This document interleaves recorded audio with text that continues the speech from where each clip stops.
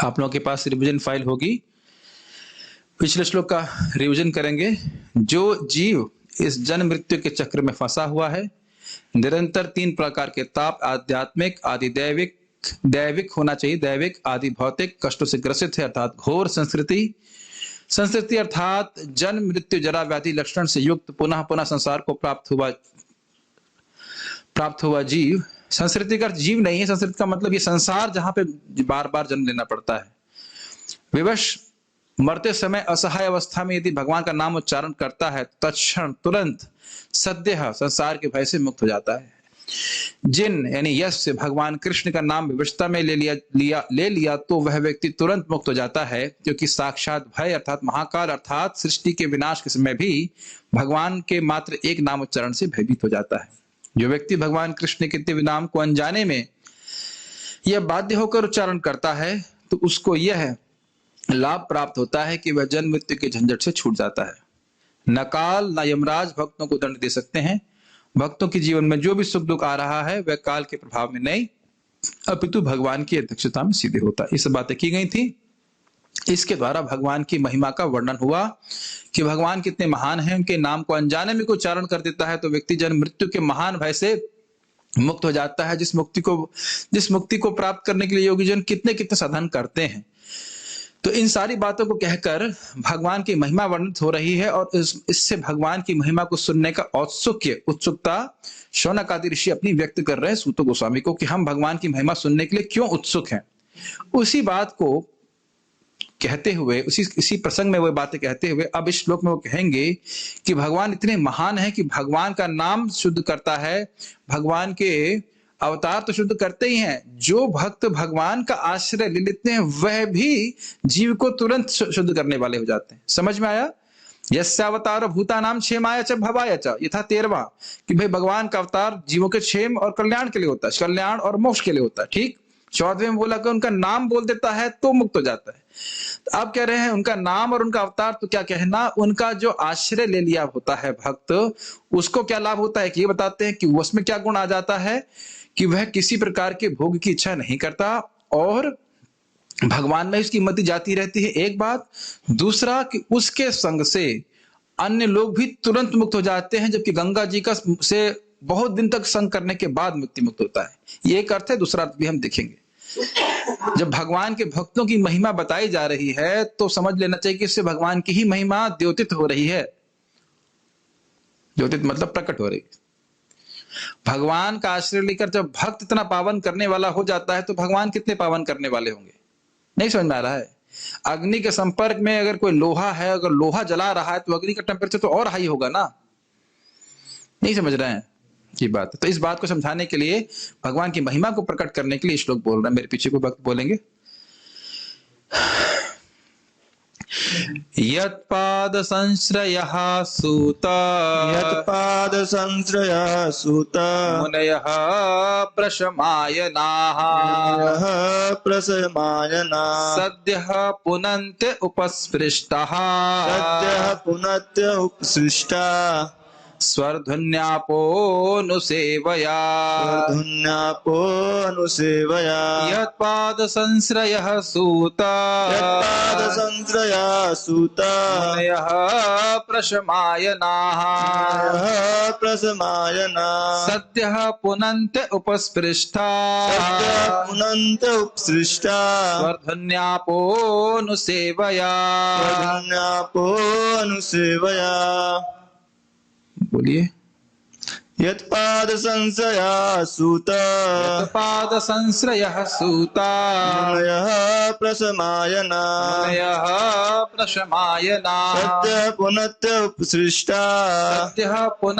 उपस्पृष्टाः स्वर्धुन्यापोऽनुसेवया। तो ये संस्कृत तो बहुत आसान है समझने में। यत मतलब जिनके, याद आ रहा था कि 3 जगह जिनके आएगा। 13, 14, 15। यस्यावतार, यतः नाम, यह नाम। अब यहाँ पे यत पाद संश्रय, जिनके पाद संश्रय। पाद मतलब होता है चरण, और संश्रय मतलब सम्यक आश्रय, अच्छी प्रकार से आश्रय लेकर के। हे सूत गोस्वामी, जिनके चरण कमलों का आश्रय अच्छी प्रकार से लेकर के, ये पहली लाइन का अर्थ समझ में आ रहा है आपको? यद पाद संश्रया सूत, हे सूत गोस्वामी, जिनके चरण कमलों का अच्छी प्रकार से आश्रय लेके अच्छे से भक्ति करके मुनयः प्रशमायन, मुनिजन यानी भक्तजन प्रशम के घर बन जाते हैं। आयन का मतलब होता है घर, आश्रय, वर्तम, पथ। प्रशम, शम का मतलब होता है मन की शांति, और प्रशम का मतलब हुआ मन की बहुत प्रकृष्ट रूपेण शांति, मन की बहुत अच्छी शांति। मन भक्तों का पूरी तरह से शांति का घर बन जाता है, अपितु शम, प्रशम, मन की शांति ही उनका पथ बन जाता है, क्योंकि मन उनका भगवान में लगा रहता है। समझ में आ रही बात आपको? ये भगवान का आश्रय लेते हैं, श्रवण कीर्तन करते हैं, भक्ति करके भगवान में प्रेम जागृत कर लेते हैं, और इस प्रेम के कारण उनका भगवान की भक्ति करके भगवान में मन को लगाकर इतना उनको सुख मिलता है कि अब इस जगत की किसी वस्तु की वो अच्छा नहीं करते। इसीलिए कह रहे हैं, प्रशम नहीं बोल रहे खाली, प्रशमायन। आयन, आयन का अर्थ समझ रहे हैं? आयन का अर्थ हुआ घर, अबोर्ड, आश्रय, पथ, ये सब इसका अर्थ होता है। प्रभुपाद किस प्रकार से आयन बोल रहे हैं? परमेश्वर की भक्ति में लीन। तो लीन का अर्थ क्या हुआ यहाँ पे? उनका मन भगवान में ही लगा रहता है। समझ रहा? आपने सुना होगा, भुक्ति मुक्ति सिद्धि काली कामी सकली अशांत, कृष्ण भक्त निष्काम अतएव शांत। कोटिषु अपि महामुने नारायण परः शांतः, कोटिषु अपि महामुने। शिव जी का वक्तव्य है कि नारायण परायण जो हो जाते हैं, भगवान नारायण के जो भक्त हो जाते हैं, वह प्रशांत होते हैं, बिल्कुल शांत होते हैं, उनको जगत में कुछ भी नहीं चाहिए होता। अगर कह दिया जाए उनको कि इस पूरे जगत की तुम्हें सारी वस्तु दे देंगे, तीनों लोगों का राज्य दे देंगे, तुम कृष्ण को भूल जाओ एक क्षण के लिए, आधे क्षण के लिए भी, तो ऐसे महान भक्त कहेंगे ना, हम भगवान को नहीं भूल सकते। उनका मन अब भगवान के अलावा और कहीं जाता नहीं। इसकी व्याख्या मैं भी आगे भी करने वाला हूं। तो उनका क्या गुण हो जाता है? यह तो उनको फायदा हुआ, भगवान के चरण कमलों का आश्रय लेने से किसको फायदा बता रहे हैं? मुनियों को। भक्तों को क्या फायदा हो गया? मन अब पूरा शांत हो गया, मन भगवान में लग रहा है, ये तो भक्तों को फायदा हुआ। दूसरों को क्या फायदा होगा इससे? तो कह रहे हैं सद्यः पुनंती। सद्यः मतलब तुरंत ही, तत्क्षण ही, पुनंती मतलब शुद्ध करने वाले होते हैं। जो उनका स्मरण करता है, जो उनके संग में आता है, उसको तुरंत ही मुक्त करने वाले होते हैं। मुक्त मतलब पाप से, वासनाओं से इत्यादि।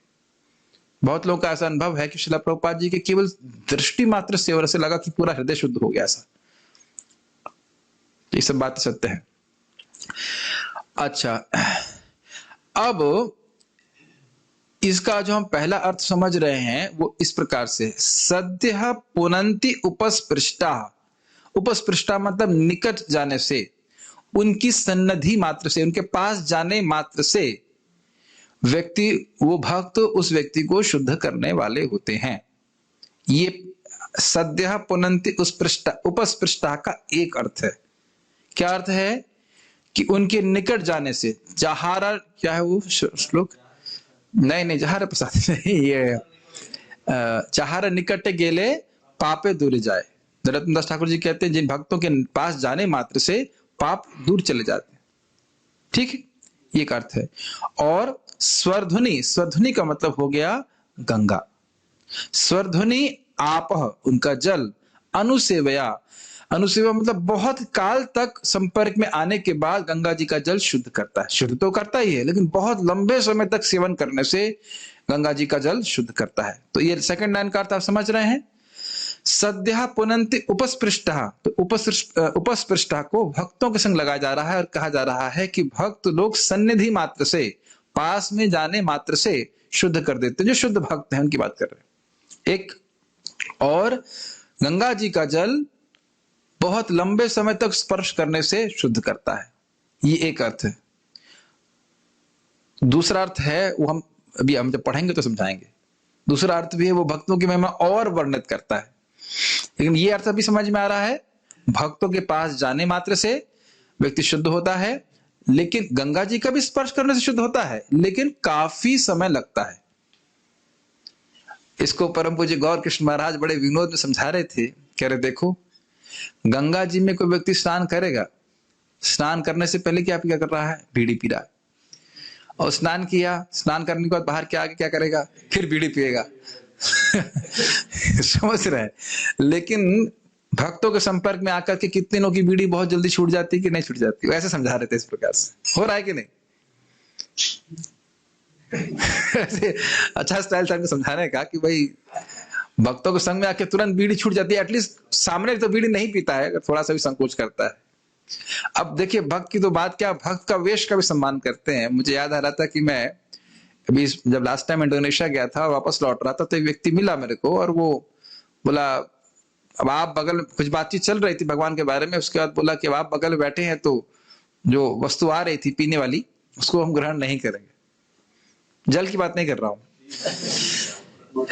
हाँ, संकोच में भी व्यक्ति नहीं काम करता है कि भाई साधु है तो नहीं है। जैसे मैं भी देखा, केवल साधु वेश, हम भक्त तो नहीं मान रहे अपने आप को, लेकिन केवल भक्त का वेश का लोग सम्मान करते हैं। और वाकई कोई भक्त हो तो फिर उसका तो कहना ही क्या। एक कुत्ते की कहानी सुनानी है, भूल जाऊं तो याद रखना, मुझे बता देना। महाप्रभु की लीला से, महाप्रभु के वैसे तो हम क्लास नहीं कर पा रहे चैतन्य चरितामृत की, लेकिन कुछ महाप्रभु की लीलाएं जरूर बता देंगे इसी संबंध में। ठीक है? किसको याद रखना आपको पूरी क्लास में? नहीं, पूरी क्लास में कुत्ते को याद नहीं रखना, लेकिन कुत्ते की कहानी सुना देते हैं। एक सूत गोस्वामी, जिन महान ऋषियों ने पूर्ण रूप से भगवान के चरण कमलों की शरण ग्रहण कर ली है, मतलब शुद्ध भक्त हो गए, वे अपने संपर्क में आने वालों को तुरंत पवित्र कर देते हैं। उपस्पृष्टः सद्यः पुनन्ति, जबकि गंगा जल दीर्घ काल तक उपयोग करने के बाद ही पवित्र कर पाता है। स्वर्धन्यापो अनुसेवा, अनुसेवा का मतलब लगातार निरंतर सेवा करने से फिर शुद्ध होता है जी। ठीक है? श्रीधरी, श्रीधरी का अर्थ है शिला श्रीधर स्वामी जी की टीका। बड़ी रोचक टीका है, बड़े ध्यान पूर्वक सुनिए, बहुत रोचक है। श्री भगवान के चरण कमल ही जिन लोगों का आश्रय है वे मुनि प्रशमायन है। प्रशम अर्थात शांति ही जिनका पथ या आश्रय है, तो उन मुनिजनों की सन्निधि में रहकर उनका सेवन करने मात्र से ही वे मुनिजन शीघ्र ही पवित्र बना देते हैं। इन सब चीजों को समझने का अर्थ, इसका अर्थ समझना होगा हमको। प्रशम का अर्थ क्या होता है तो समझाया था। शम मतलब मन की शांति, और प्रशम मतलब बहुत अच्छी मन की शांति। मन में अब कोई वासना भोग की नहीं आए। मन का मल क्या है? भोग की वासना। तो भोग की वासना पूरी तरह से निर्मूलित हो गई है, उसको उस जड़ से उखाड़ के फेंक दिया है, और केवल भगवत सेवा की ही इच्छा उनके हृदय में है। सुनने में बहुत आसान लगता है, कितना मुश्किल बात है। एकदम भोग की इच्छा है ही नहीं। हम लोग तो इससे में कल्पना भी नहीं कर सकते कि कोई भोग की इच्छा हो ही नहीं, लेकिन भक्त हुए हैं इस प्रकार के, तो हो ही जाते हैं भक्ति करते करते। तो कह रहे हैं कि प्रशम ही उनका पथ है। आगे अभी हम सुनने वाले हैं कि शम का अर्थ है भगवान में मति लगना। तो अब क्या अर्थ समझेंगे इसका हम? भगवान में मति लगाना ही उनका पथ है। पथ समझ रहे हैं? चलने का रास्ता, वो उसी पथ पे चलते हैं। वो अपना ट्रैक कभी चेंज नहीं करते, अपना रास्ता कभी चेंज नहीं करते। क्या रास्ता है उनका? मति को भगवान में ही लगाना। सततम कीर्तयन्तो माम एतन्तश्च दृढ़व्रतः। भगवत गीता में भगवान कहते हैं हमेशा वह मेरा ही कीर्तन करते हैं। ये समझ में आ रहा है? ये पथ वाली बात समझ में आ रही है? आयन को श्रीधर स्वामी वर्तमा आश्रय वा आश्रयो वा ऐसे करते हैं। वह तो वर्तमा यानी पथ या फिर आश्रय। भगवान में मति लगाना ही उन भक्तों का आश्रय है, वो और कहीं नहीं रहते। समझने में कठिनाई हो रही है, और समझने का प्रयास कीजिए। हम वहां रहते हैं जहां हमारी चेतना रहती है। ये तो समझ में आ रहा है? अब समझ में आया? भक्तों का चरण, भगवान के चरण कमल ही भगवान के आश्रय हैं। मतलब वो जो, और इस कारण से उनका मन शांत है। तो क्या शांति का पथ है? कि मन को भगवान में लगाया जाए। तो उनका मन भगवान के चरण कमलों में ही आश्रय प्राप्त करता है, और कहीं उनका मन नहीं जाता है। वो ना कुछ सुनना चाहते हैं भक्त ऐसे, ना कुछ कहना चाहते, ना कुछ और स्मरण करना चाहते।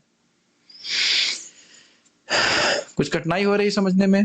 जैसे श्रील प्रभुपाद जी बोले, I do not remember any time when I forgot Krishna. मैं ऐसा कोई समय नहीं मानता, या मुझे याद नहीं ऐसा कोई समय जब मैं कृष्ण को भूल गया हूं। हमको याद करना पड़ेगा कि ऐसा कोई समय जब हम कृष्ण को स्मरण करें। थोड़ा थोड़ा अगर प्रवचन कुछ सुना हमने और वो बात याद आ जाती है, तभी हमको लगता है कि हाँ, भक्ति में प्रगति कर रहे हैं। हमने आज 5 सेकंड के लिए कृष्ण के बारे में सोचा है कि नहीं?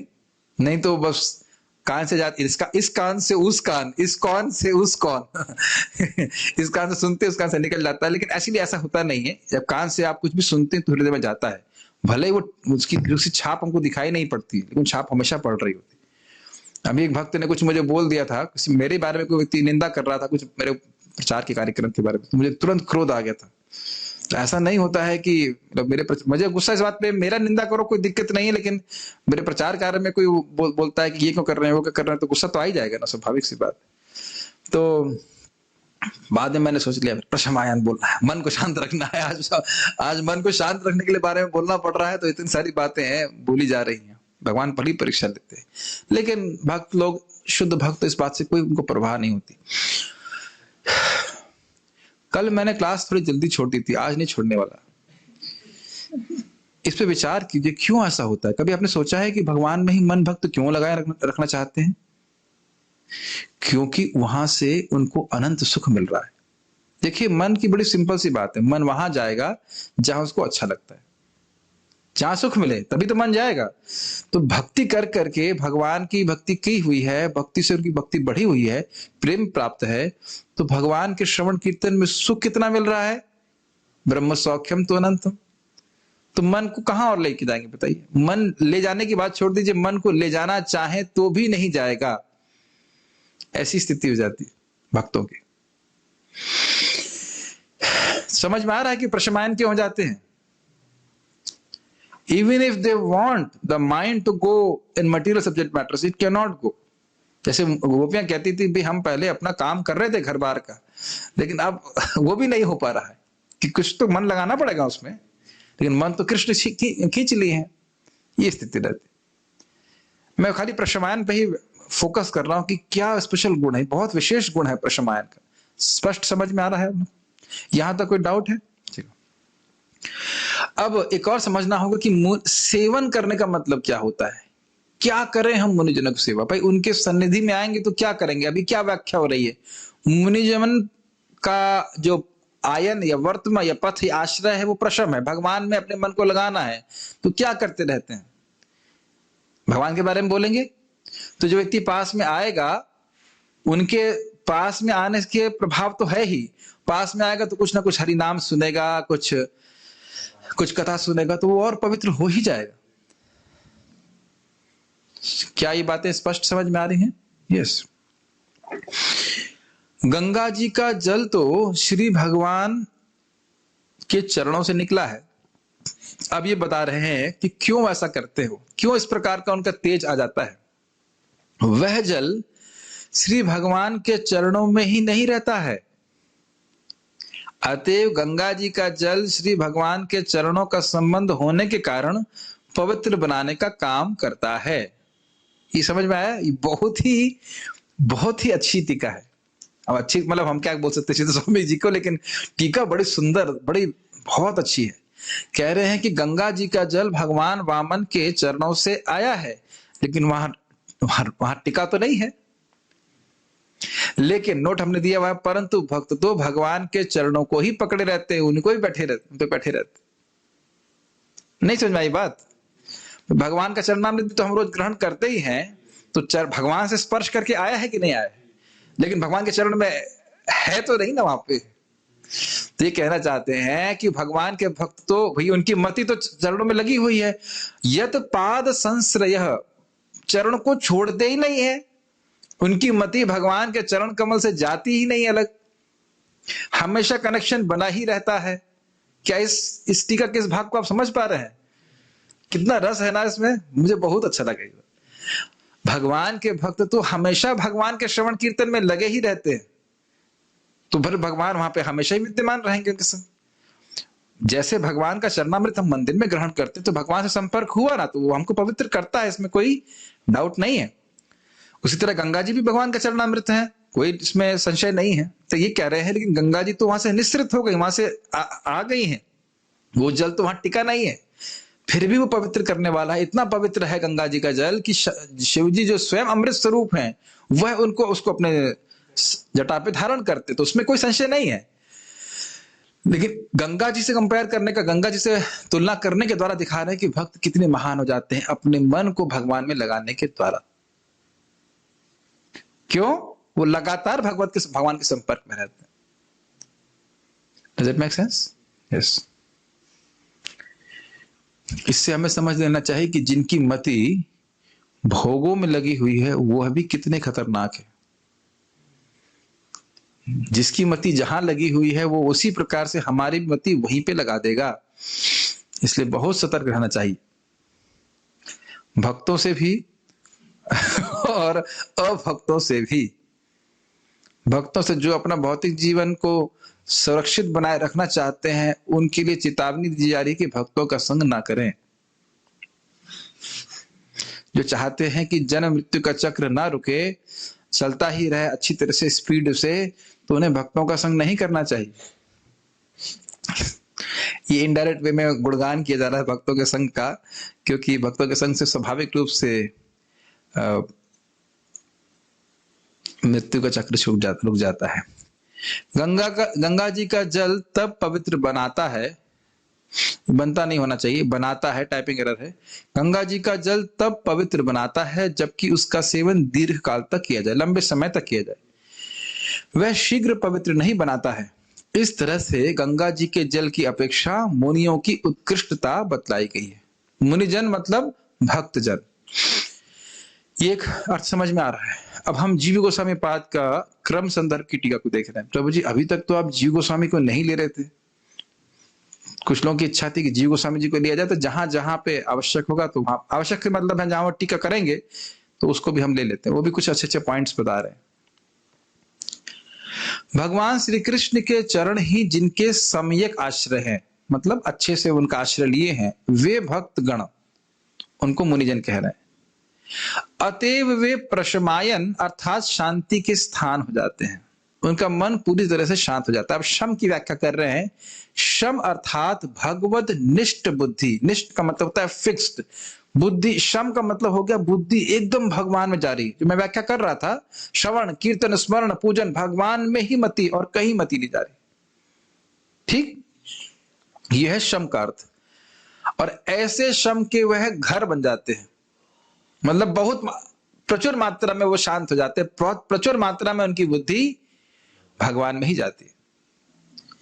प्रचुर मात्रा क्या, बस भगवान में ही जाती है, समझिए, और कहीं नहीं जाती। कितनी उच्च कोटि की बात है। स्वाभाविक सी बात है कि हम लोग ऐसे संत नहीं हैं, हम लोग ऐसे मुनिजन नहीं हैं। हम तो उसके उन लोगों के पथ पे चल रहे हैं। लेकिन जैसे शिव गोस्वामी पाद ऐसे भक्त हैं, श्रीला श्रीधर स्वामी पाद ऐसे भक्त हैं, श्रीला प्रभुपाद जी ऐसे भक्त हैं। ऐसे भक्तों का आश्रय हम लेते हैं उनकी कृति को पढ़ करके। जब उनकी टीका पढ़ रहे हैं, उनकी जो लिखा रहता है उसको पढ़ते हैं तो उनका संग प्राप्त होता है। जीव गोस्वामी पाद इसको भक्ति संदर्भ में बताते हैं कि जब आप किसी वैष्णव की कृति को पढ़ते, कृति मतलब कुछ लेखनी उन्हें लिखी है, तो हमें उनका संग प्राप्त हो रहा है। हम जो सूत गोस्वामी से भी ये शौनक आदि ऋषि का वचन सुन रहे हैं, उनका संग प्राप्त हो रहा है। सुखदेव गोस्वामी बोलेंगे, उनका संग प्राप्त हो रहा है। तो ऐसे ऐसे महान मुनियों की वाणी का संग हमको प्राप्त हो रहा है श्रीमद् भागवतम के द्वारा, तो इसीलिए हम शुद्ध हो ही जाएंगे।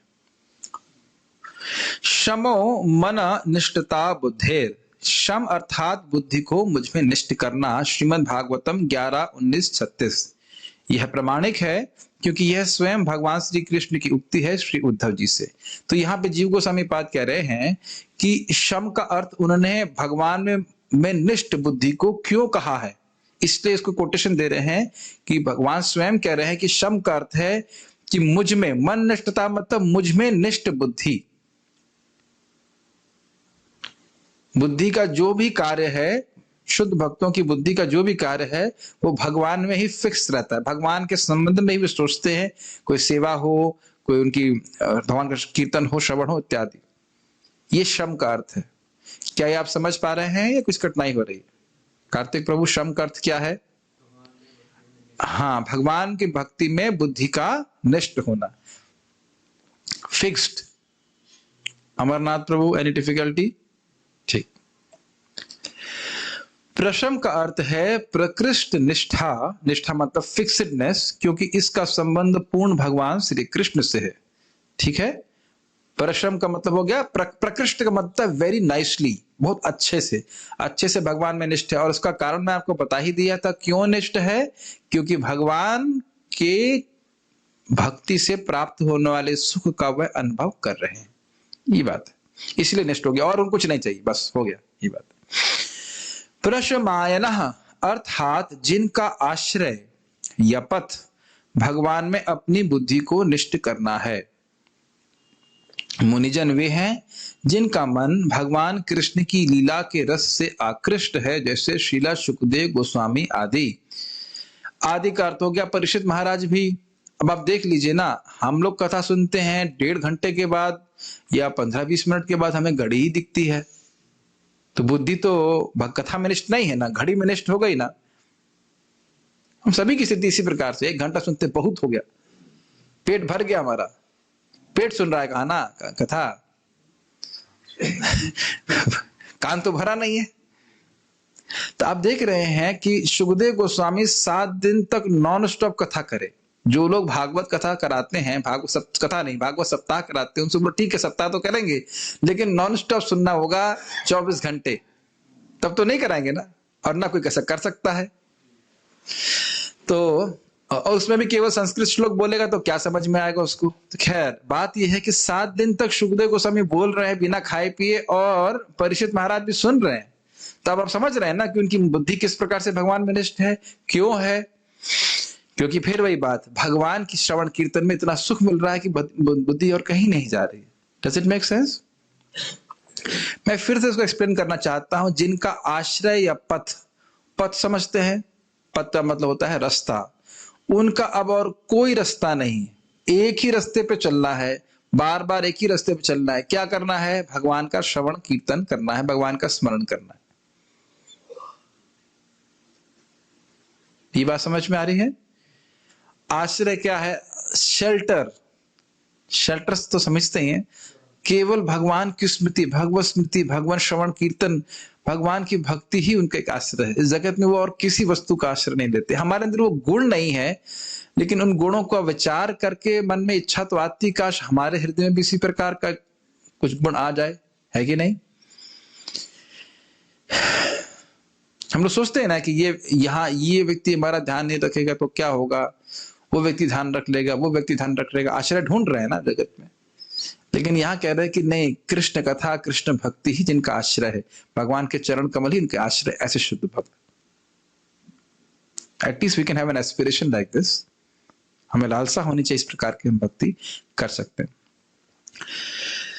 तो आप देख सकते हैं कि जीव गोस्वामी पाद श्रीधर स्वामी जी की टीका को थोड़ा और एक्सपैंड करके समझा रहा है। ऐसे भक्त जीव को सन्निधि मात्र से तत्क्षण पाप और वासना से शुद्ध कर देते। तो अब इन्हें और स्पष्ट किया कि पुनंती का अर्थ क्या हुआ। जो उसके हृदय में जो उसके पाप हैं पहले जन्म के, और पापों के कारण वासना का मतलब इच्छा, भोग इच्छा है, उससे जीव को शुद्ध कर देते हैं। परंतु गंगा का जल यद्यपि भगवान वामन देव के चरण से निस्सृत हुआ है और यह चिन्मय भगवान का ही एक रूप है, तथापि यह साक्षात सेवा के अभ्यास से ही शुद्ध करता है। यहां क्या कह रहे हैं, अंतर क्या दिखा रहे हैं? भक्तों के पास जाने मात्र से वह शुद्ध हो जाता है, लेकिन जो गंगा जी हैं वामन देव का चरण होके आई है ना, तो भगवान की तदीय वस्तु है, भगवान का ही स्वरूप है बोला जाता है। लेकिन वो, और वह इस तरह से स्पिरिचुअल है, आध्यात्मिक है, ब्रह्म द्रव कहा जाता है। लेकिन वह जब साक्षात सेवा करते हैं, मतलब उनको प्रणाम करें या उनका स्पर्श करें, उनके पास जाएं, पास जाने के बाद भी सेवा का अभ्यास समझते हैं, बार बार, जैसे हम लोग नाम जप कर रहे का अभ्यास कर रहे हैं, ऐसे ही बार बार गंगा जी का सेवा का अभ्यास करे, उनको प्रणाम कर रहा है, उनको स्नान कर रहा है। तो जब बार बार ऐसा करेगा तब वह शुद्ध होगा। ये नहीं कहना है कि शुद्ध नहीं होगा, लेकिन अधिक समय लगेगा। ठीक? तो यहां श्री कृष्ण आश्रित भक्तों के द्वारा प्राप्त शुद्धिकरण के उत्कर्ष को गंगा जी के द्वारा प्राप्त शुद्धि से श्रेष्ठ प्रकट किया गया है। कि मतलब जितनी शुद्धि भगवान के भक्तों के संग से होती है, उतनी तेजी से, उतनी तीव्रता से गंगा जी के संपर्क से नहीं होती है, ये बोल रहे। अब गंगा जी से बड़ा कोई तीर्थ तो है नहीं, जहां जहां गंगा जी बहती हैं वहीं वो इस तीर्थन स्थान हो जाता है। तब उससे भी अधिक हो गया भक्तों का संग का प्रभाव। तो और वो भक्तों का संग का प्रभाव क्यों हुआ? क्योंकि वह भगवान के चरण कमलों का आश्रय लेते हैं। तो भगवान कितने महान हैं, तो उनकी महिमा हम क्यों नहीं सुनना चाहेंगे? ठीक। आगे वह एक बहुत सुंदर श्लोक कोट कर रहे हैं।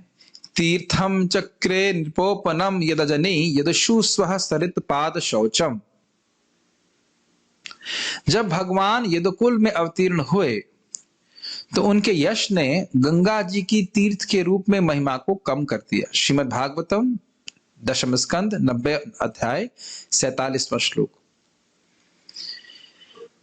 श्रील श्रीधर स्वामी श्लोक की टीका में कहते हैं, इससे पहले तो गंगा जी ही सर्वोत्तम तीर्थ थी, किंतु इस समय श्री भगवान जो यदुवंश में अवतीर्ण हुए उनका जो यश है उसकी महिमा की अपेक्षा श्री भगवान के चरणोदक रूपी गंगा जी की उसकी महिमा की अपेक्षा श्री भगवान के चरणोदक रूप गंगा जी की उसकी महिमा की अपेक्षा श्री भगवान के चरणोदक रूपी गंगा, ठीक से नहीं लिखा गया है, उसकी महिमा की तुलना में कह लीजिए श्री भगवान के चरण का जो जल है गंगा, उसकी महिमा कम हो गई है।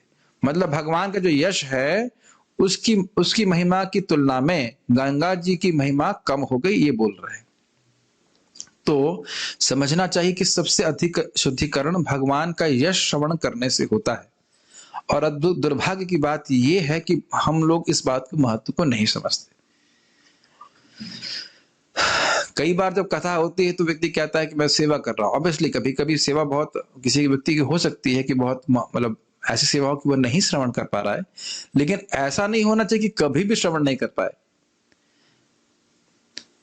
Does it make sense? ऐसा नहीं होना चाहिए कि कभी भी श्रवण नहीं कर पाए। एक भक्त ने बहुत सुंदर तरीके से कहा कि जब हम सेवा कर रहे हैं उसका फल है श्रवण इच्छा, कृष्ण कथा के श्रवण इच्छा। कृष्ण कथा को श्रवण करके भगवान का प्रेम प्राप्त होगा ना, वही गायब हो गया तो फिर सेवा नहीं रह जाएगी, वही कर्म मात्र रह जाएगा। समझ में आ रहा होगा शायद बात? सही तो लिखा है, उसकी महिमा की अपेक्षा श्री भगवान के चरणोदक रूपी गंगा जी की महिमा कम हो गई। सही लिखा था, पता नहीं क्यों मैं थोड़ा भ्रमित हो गया था। कभी कभी भ्रम हो जाता है। जैसे आज सुबह अनाउंसमेंट में मैंने सुना कि एक दूसरे भक्त क्लास देंगे और क्लास दे रहे थे परम पूज्य वृंदावन महाराज। तो जब मैं देखा उनको वहां पे ऐसे, जब प्लस इंग्लिश में सार्वभौम प्रभु भी क्लास देते हैं, बहुत अच्छे क्लास दे रहे थे, बहुत दिन के बाद प्रभु जी क्लास दे रहे थे।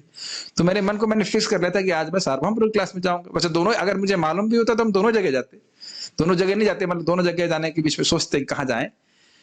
तो मैं देखा उनको और देख रहा हूं कि वहां पे वही वक्त बैठे हैं जिनको मैं सोच रहा हूं कि वो क्लास देंगे हिंदी में। परम पूज्य वृंदावन महाराज बैठे थे, लेकिन मेरा मन आप मैं एक्सप्लेन नहीं कर सकता, मेरा मन सोच रहा है कि नहीं महाराज जी ने वही व्यक्ति दूसरे भक्त ही बैठे हुए हैं। बाद में भक्तों ने बोला कि महाराज जी ने प्रवचन किया। अपने कहा एकदम सही लिखा हुआ है, उसकी महिमा की अपेक्षा श्री भगवान के चरणोदक रूपी गंगा जी की महिमा कम हो गई। मतलब उतना गंगा जी का जल शुद्ध नहीं करता जितना कि भगवान जब यदुकुल में अवतीर्ण होकर के लीला किए, उस लीला के श्रवण के द्वारा, भागवत के श्रवण के द्वारा। भगवान का यश ही सर्वोत्तम तीर्थ हो गया, ये बोल रहे हैं। तो आप समझ रहे हैं कि बार बार भगवान के यश की महिमा का वर्णन हम श्रीमद् भागवत में सुनेंगे। देखिए श्रीमद् भागवतम में जितना श्रवण कीर्तन की महिमा बताई गई है उतना किसी और प्रोसेस की नहीं बताई गई।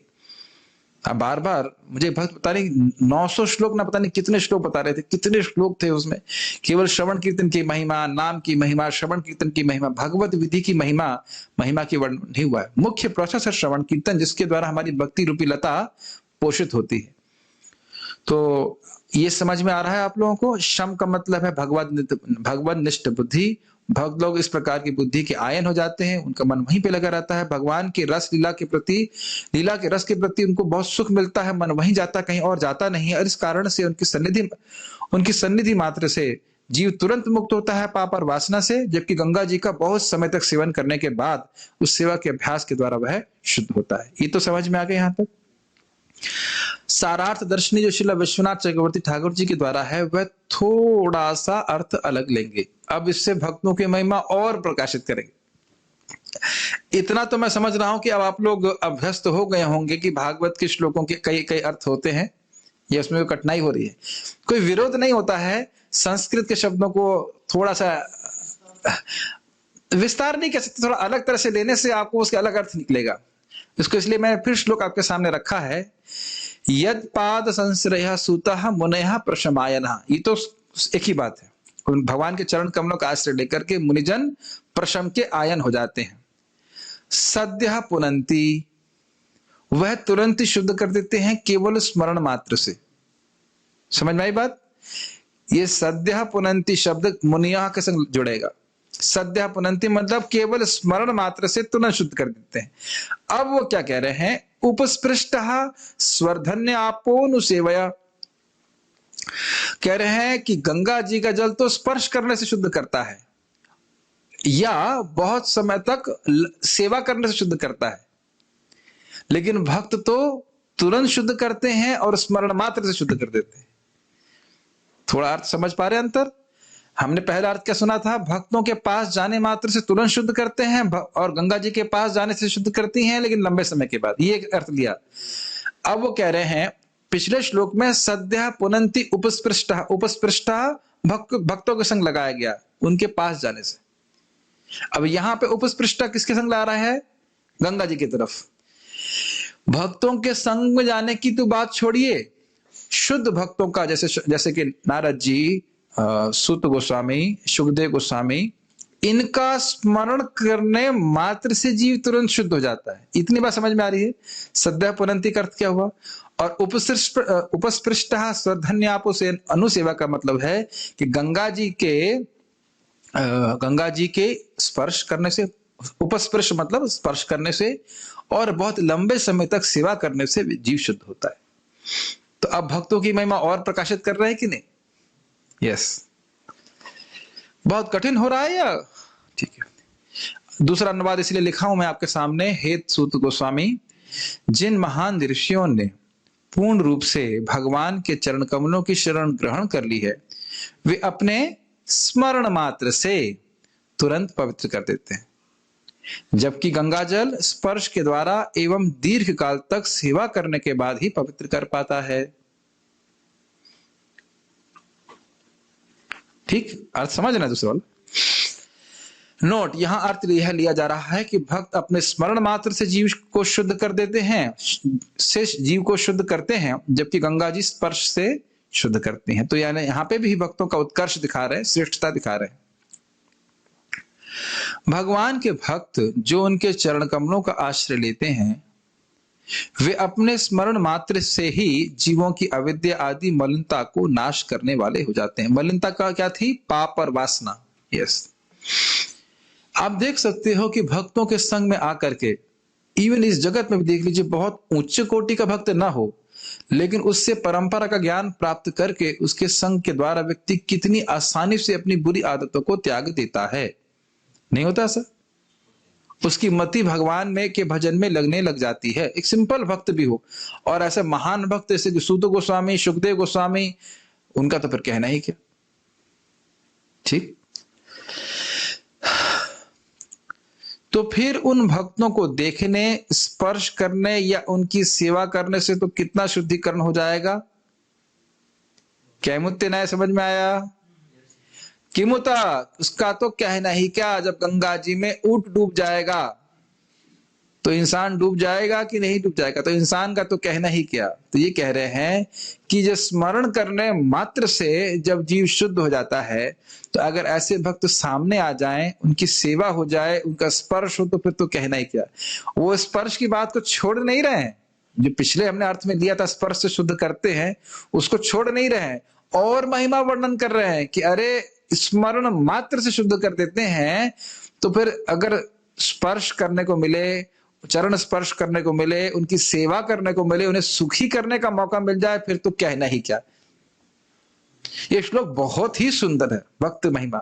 इसीलिए महाप्रभु कहे साधु संग सर्व शास्त्र कहे, लव मात्र साधु संग सर्व सिद्धि होए। इससे पहले कि मैं आज आगे जाऊं अपनी कथा में, हम डॉगी को, कुत्ते को ले आते हैं। शिवानंद सेन जब भी बोल रहा जा रहा है साधु की बात, हम सोचेंगे सन्यासी या ब्रह्मचारी या विरक्त।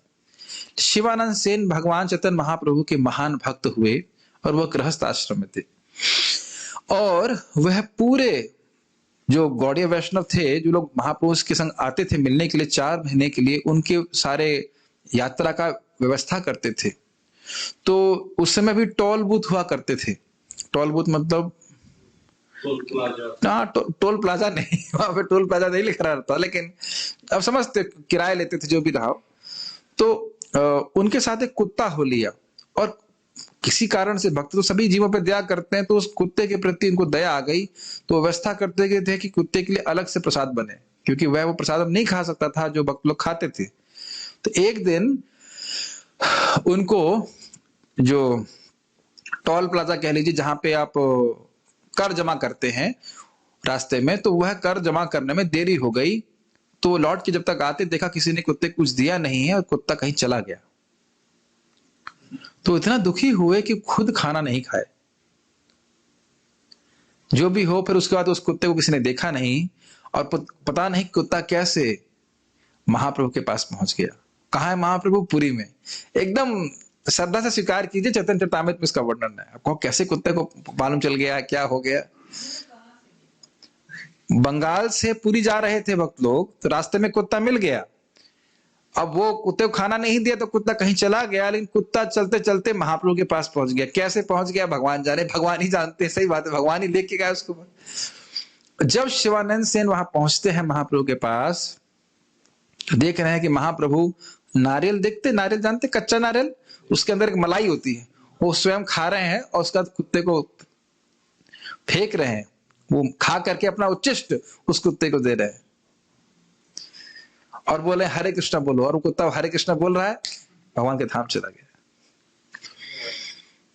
श्रीला प्रभुपाद जी कहते हैं कि प्रभुपाद बहुत बड़ा स्तर हमारे लिए प्रस्तुत कर देते हैं। कहते हैं कि हमारे इस्कॉन के भक्तों को इतना शुद्ध होना चाहिए कि अनजाने में भी कोई अगर भक्तों का संग करे तो उसे वैकुंठ की प्राप्ति हो जाए। नहीं, कुत्ते के बारे में नहीं, भक्तों के बारे में बोल रहे कि भक्तों को इतना शुद्ध होना चाहिए कि कुत्ता भी संग करे तो वैकुंठ की प्राप्ति हो जाए। तो बड़ा उच्च स्टैंडर्ड है। हमें अपना ही डाउट लगता है कि हम कैसे पहुंचेंगे, नहीं पहुंचेंगे। खैर, तो भक्तों को हमेशा लगेगा ही, नम्रता रहती है। कभी ये नहीं सोचते कि वैकुंठ का पहला नंबर मेरा पहला है, ऐसा नहीं सोचते कभी। तो हम खाली बात कर रहे थे, हमने क्यों कथा सुनाई कि उसने तो कोई सेवा भी नहीं किया। कुत्ता क्या सेवा करे, उसने कुछ सेवा नहीं किया, लेकिन कदाचित भक्तों का स्पर्श हो गया, किसी तरह से भक्तों की अनुग्रह उसके ऊपर हो गया, और इसीलिए महाप्रभु भी उसको अपना उच्चिष्ट दे रहे। महाप्रभु साक्षात अपना उच्चिष्ट उस कुत्ते को दे रहे। मेरे गुरु महाराज प्रवचन में कह रहे थे, वृंदावन में कह रहे थे कि शुद्ध भक्त के सेवकों को बहुत बड़ी तपस्या करने की जरूरत नहीं है, और महाप्रभु ने इस लीला के द्वारा दिखाया भी। श्रीवास ठाकुर को कहते हैं, श्रीवास तुम्हारे गांव का कुत्ता भी मुझे बहुत प्रिय है। तुम्हारा कुत्ता तो छोड़ दीजिए, गांव का भी कुत्ता मुझे बहुत प्रिय है। तुम्हारे दासों के दासों का करोड़ों गुना दासों का दास भी मुझे मेरे प्राणों से प्रिय है। चैतन्य भागवत पढ़िए इसको, बहुत सुंदर ग्रंथ है। तो किसी को अगर संदेह हो कि 16 माला जप करके 4 नियमों का पालन करके भगवान के पास नहीं पहुंच पाएंगे, तो इस कांटे को अपने हृदय से बिल्कुल बाहर निकाल दीजिए। जो प्रभुपाद जी ने कहा है वो 100 अक्षरश एकदम सही है। उस कुत्ते ने कौन सी साधना करी थी बताइए? प्रभुपाद जी की बहुत सुंदर एक कोटेशन है, आई एम कृष्णस, मैं कृष्ण का हूं और तुम मेरे हो, इसलिए तुम भी कृष्ण के हो। इस जगह पे हम देखते हैं ना कि माँ अपनी बच्चे से प्रेम करती है, लेकिन उसके बच्चे के बच्चे से भी प्रेम करती है, नहीं करती है? और ज्यादा ही करती है कह लीजिए। यस। तो उसी प्रकार से भक्तों का होना, प्रभुपाद जी को प्रसन्न करना, ये हमारी जीवन का लक्ष्य होना चाहिए। कोई भी इस प्रकार से बोले कि पहुंच पाओगे नहीं पहुंच पाओगे, कोई बात नहीं, प्रभुपाद जी की कृपा से हम पहुंच जाएंगे। अपनी शक्ति से तो बिल्कुल नहीं पहुंच सकते, प्रभुपाद की कृपा से जरूर पहुंच जाएंगे। उनको प्रसन्न करने के लिए हम ये हरे कृष्ण मंत्र जप कर रहे हैं, भक्ति कर रहे हैं। समझ रहे ना मेरी बात? तो आप समझ रहे हैं बात कि भक्तों का स्मरण करने से जब शुद्ध हो जाते हैं तो फिर भक्तों को देखने, स्पर्श करने या उनकी सेवा करने से कितना शुद्धिकरण हो जाएगा। अरे मैं देख रहा हूं प्रत्यक्ष रूप से कि किस प्रकार से जब सुबह भक्त लोग सब साथ लाके जप करते हैं, कितना बल मिलता है जप करने में, कितना बल मिलता है।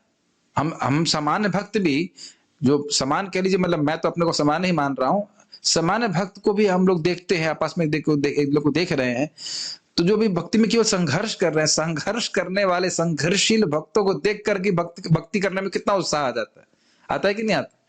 तो शुद्ध भक्त हैं, उनको देखेंगे तो कितना लाभ होगा। इसीलिए कृष्णदास कविराज गोस्वामी जी कह रहे हैं,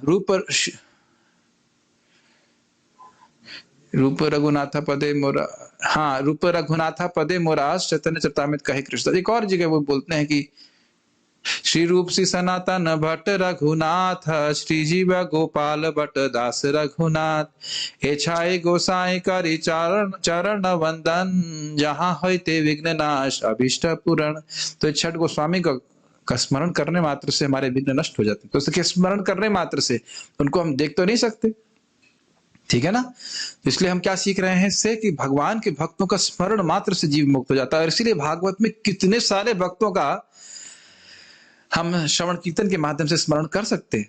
न सिर्फ केवल उनका स्मरण कर रहे हैं, अपितु सीधे सीधे डायरेक्ट साक्षात उनकी उक्ति भी सुनने को मिल रही है। कुंती महारानी की स्तुति सुनेंगे, श्री अर्जुन की स्तुति सुनेंगे, वृत्तासुर की स्तुति सुनेंगे, गोपियों की स्तुति सुनने वाले हैं। तो कितना शुद्धिकरण होगा, हम उसमें कल्पना नहीं कर सकते। सबसे बड़ा शुद्धिकरण क्या होगा? काश ऐसा ही प्रेम मेरा भी भगवान से हो। यह जीव की सबसे बड़ी शुद्धि है कि जब वह चाहने लग जाए कि कृष्ण का प्रति मेरा भी प्रेम हो जाता तो बहुत अच्छा लगता।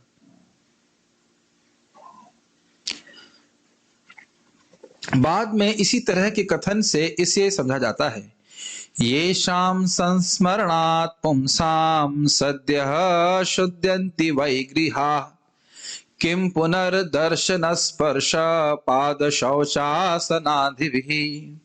ये शाम संस्मरणात् पुंसाम, जिनके स्मरण मात्र से इंसान सद्या शुद्धंति वैग्रह, तुरंत ही शुद्ध होता है, उसका घर भी शुद्ध हो जाता है। किम पुनर्दर्शना, फिर ऐसे भक्तों का दर्शन करने से, स्पर्श करने से, और पाद शौचासनादि भी, उनके चरणों को धुलने से और उनको आसन देने से कितना शुद्धिकरण होगा, कोई कल्पना नहीं कर सकते। स्मरण किया है, कोई सेवा नहीं करी है, केवल स्मरण करने मात्र से शुद्ध हो रहा है। अरे विश्वास नहीं होता, ये बताइए, भोगियों का स्मरण करने से हृदय में विकार आता है कि नहीं आता? आप समझ में आई बात? नहीं आई? आता है कि नहीं आता? गंदा होता है ना हृदय कि कोई भोगी भोग कर रहा है, उसका स्मरण कर लें। बोलना नहीं चाहिए था, लेकिन समझाने के लिए बोल रहा हूं। कोई भोगी व्यक्ति अगर भोग कर रहा है, उसका स्मरण करते हृदय गंदा हो जाता है कि नहीं? है ना?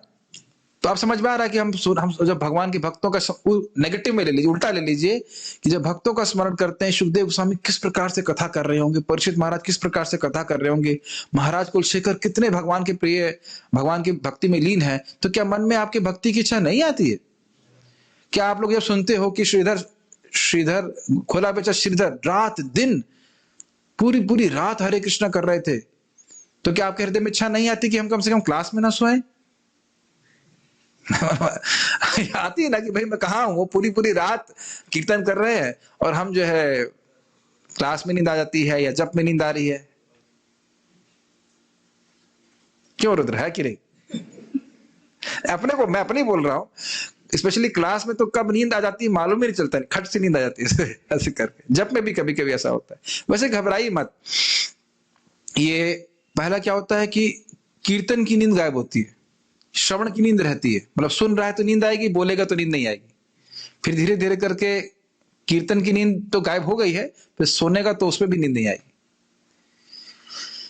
ये भक्ति की प्रगति का लक्षण होता है। शुरुआत में हम जप कर रहे हैं तो नींद आ रही है, तो अब जप की नींद समाप्त हो जाती है भक्ति करते करते, लेकिन जब हम कथा सुनेंगे तो नींद आएगी। तो फिर आगे प्रगति करेंगे तो चुप बैठा है, कथा सुन रहा है तो भी नींद नहीं आएगी। खैर ये तो अलग पॉइंट था। आपके स्मरण मात्र से हमारे घर तुरंत पवित्र हो जाते हैं। तो आपको देखने घर पवित्र हो जाते हैं, ना सिर्फ हम पवित्र हो रहे हैं, पूरा घर पवित्र हो जा रहा है केवल स्मरण करने मात्र से। तो आपको देखने, स्पर्श करने, आपके पवित्र चरणों को धोने तथा अपने घर में आपको आसन प्रदान करने के विषय में तो कहना ही क्या। एक बात और समझ लेना चाहिए कि जब बोल रहे हैं कि भक्तों का स्मरण करना है उससे शुद्ध हो जाते हैं, इसका मतलब ये नहीं केवल स्मरण करना है, कैमुत्य ना लगाना पड़ेगा। अरे स्मरण करने से तुरंत शुद्ध होते हैं तो सेवा करेंगे तो कितने शुद्ध हो जाएंगे, समझ रहे, प्रेम करेंगे उनसे तो कितना शुद्ध हो जाएंगे, ये बात बोली जा रही है। महत सेवा द्वारा माहुर विमुक्त, भक्तों की सेवा के द्वारा जीव की मुक्ति का द्वार खुल जाता है। महाराज समझा रहे थे परम पूज्य वृंदावन चंद महाराज की, कोई व्यक्ति, भक्त लोग प्रचार करने के लिए जा रहे हैं और किसी से उन्हें रास्ता पूछा, भाई ये स्थान कहाँ है जहां हमको जाना है, वो उधर चले जाइए।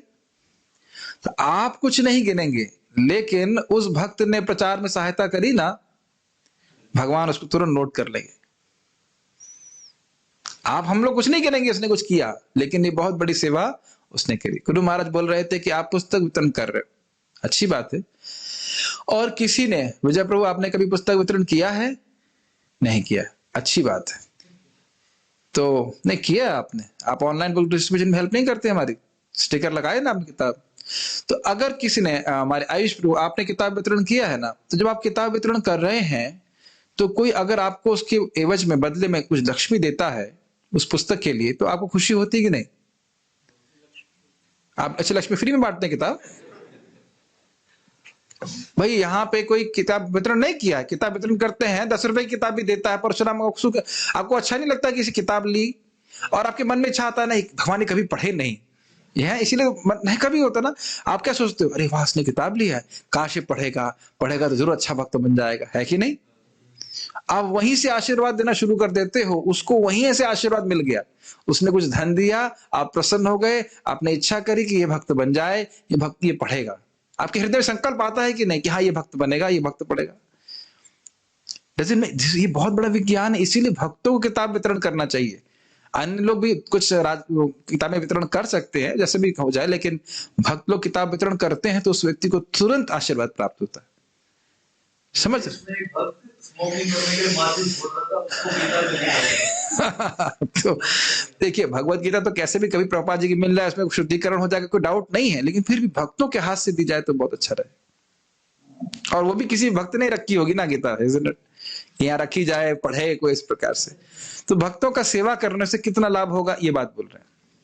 नोट, सुखदेव गोस्वामी एक नहीं होना चाहिए, सुखदेव गोस्वामी के आगमन एवं आसन ग्रहण करने के उपरांत श्रील परीक्षित महाराज ने ये वचन उनसे कहे हैं। ये आप अभी प्रथम स्कंद के आगे देखने वाले हो। परीक्षित महाराज गंगा जी के तट पे बैठे हुए थे और वो जानना चाह रहे थे कि इसमें मेरे लिए क्या कर्तव्य है। तब जो सुखदेव गोस्वामी आते हैं तब उनको ये वचन वो कहते हैं। यह समझा जाना चाहिए कि गंगा जी का जल दूर देश से लाए जाने के उपरांत अपने स्पर्श के द्वारा शुद्ध करता है, लेकिन भक्त कहीं दूर देश में भी हो केवल स्मरण मात्र से शुद्ध करते हैं। क्लियर? यस। अन्यथा ये निम्नलिखित कथन के प्रति विरोधाभास होगा। मुक्तिस्त्वद दर्शनात् एव न जाने स्नानजम फलम, आपको देखकर मुक्ति मिलती है, स्नान करने के परिणाम से तो मैं अवगत नहीं हूं। तो यहाँ पे क्या वो बोल रहे हैं, वो कह रहे हैं कि वो इस प्रकार का अनुवाद क्यों कर रहे हैं कि भक्तों का स्मरण करने मात्र से मुक्ति होती है और गंगा जी का स्पर्श करने से। तो कह रहे हैं कि भक्त ना भी दिख रहे हो, केवल स्मरण मात्र से, सुखदेव गोस्वामी स्मरण करने मात्र से जीव मुक्त हो जाता है, लेकिन गंगा जी को देखना पड़ेगा, उनका जल को सामने देखना पड़ेगा या उनका स्पर्श करना होगा। तो कह रहे हैं कि मुक्ति यानी कि जीव जब गंगा जी को देख लेता है उससे भी मुक्त हो जाता है, ये भी शास्त्र का वचन है। और फिर स्नान कर लेगा तो कहना ही क्या, ठीक है। इसके अलावा यह कहा जाता है स्वधन्या दर्शनात् एव साधुनाम च स्मरणात् अपि मुक्तिर्। तो स्पष्ट है, स्वधन्या दर्शनात् एव यानी गंगा जी के दर्शन से निश्चित रूप से मुक्ति होती है, लेकिन साधुओं के तो स्मरण मात्र से मुक्ति हो जाती है। व्यक्ति गंगा को देखने एवं भक्तों को स्मरण करने से मोक्ष प्राप्त करता है, तो बड़ा शक्तिशाली है। नोट, इसलिए श्रीमद् भागवत में शुद्ध भक्तों के चरित्र को रखा गया है, जिनको अभी हम देख तो नहीं सकते, परंतु उनकी कथा के श्रवण मात्र से हम शुद्ध हो जाते हैं। ये मैंने नोट रखा है, किसी और ने नोट नहीं रखा है, मैंने रखा है ताकि लोग इस पॉइंट को भूले नहीं, इसीलिए श्रीमद् भागवतम को हम श्रवण करते हैं, ठीक है। स्पष्ट समझ में आ रहा है? मुझे लगता नहीं किसी को व्याख्या की जरूरत है। इस प्रकार भक्तों की श्रेष्ठता को दर्शाया गया है। भगवान के चरणों से निस्सृत होने वाली गंगा भगवान से संबंध होने के कारण वास्तव में शुद्ध तो करती है, परंतु स्पर्श यानी उपस्पृष्टा, स्पर्श करने पर, तो उपस्पृष्टा को किसके संग ले रहे हैं? गंगा जी के साथ में। स्पर्श करने पर, आंखों से स्पर्श कर रहा है देख करके, या हाथ से स्पर्श कर रहा है, जैसे भी स्पर्श करने से शुद्ध करते हैं। और सेव्या का अर्थ क्या कह रहे हैं? सेव्या अर्थात पूजा, उपासना आदि और दंडवत प्रणाम आदि। आपने देखा गंगा जी की आरती होती है, कौन सी जगह होती है? आपने बनारस में होती है। यहाँ पे यमुना जी की आरती होती है। तो ये गंगा जी का सम्मान हुआ ना, और गंगा जी को प्रणाम भी करते हैं, यमुना जी को प्रणाम करते हैं। तो कह रहे सेवा का अर्थ हो गया पूजा उपासना या दंडवत प्रणाम। तो भक्तों की अगर पूजा उपासना नहीं करी है, केवल स्मरण किया है, तो शुद्ध हो जाते हैं। तो इसीलिए हम लोग श्रील प्रभुपाद जी की गुरु पूजा गाते हैं, उनकी पूजा करते हैं, आरती करते हैं, करते कि नहीं? लघु भागवत अमृत में भी बात रखी गई है कि भगवान की उपासना के साथ साथ भक्तों की उपासना बहुत महत्वपूर्ण है। तुलसी जी की पूजा करते हैं, है कि नहीं? तुलसी जी को प्रणाम करते हैं। भगवान चैतन्य महाप्रभु जब श्रीवास ठाकुर जी को देखते हैं कि तुलसी जी को परिक्रमा कर रहे हैं, उनको प्रणाम कर रहे हैं, महाप्रभु बहुत प्रसन्न होते हैं। तदीया नाम समर्चनम, भगवान की सेवा से भी अधिक श्रेष्ठ है वैष्णव की सेवा करना, भगवान को और प्रिय होता है। Does it make sense? Yes. देखिए, जब हम भक्तों की सेवा कर रहे हैं, भक्तों से प्रेम कर रहे हैं, तो क्यों कर रहे हैं? भक्तों का सम्मान क्यों कर रहे हैं? क्योंकि उनका संबंध हम भगवान से देख रहे हैं, नहीं? तभी तो श्रद्धा है ना भक्तों में। अगर भक्तों का असम्मान कर रहे हैं तो हम भगवान का असम्मान कर रहे हैं। या समानता, इसका अर्थ आदर हो सकता है, मतलब आदर करना, तो यानी कि सेवा का अर्थ हो सकता है आदर करना। नु अर्थात निश्चित रूप से यह पिछले कथन से भिन्नता को दर्शाता है, यानी दूसरी ओर। दूसरी ओर का मतलब हुआ भक्त तो तुरंत शुद्ध कर देते हैं, लेकिन उपस्पृष्टः स्वर्धन्यापो नु सेवया, अनुसेवा नहीं ले रहे, नु सेवया।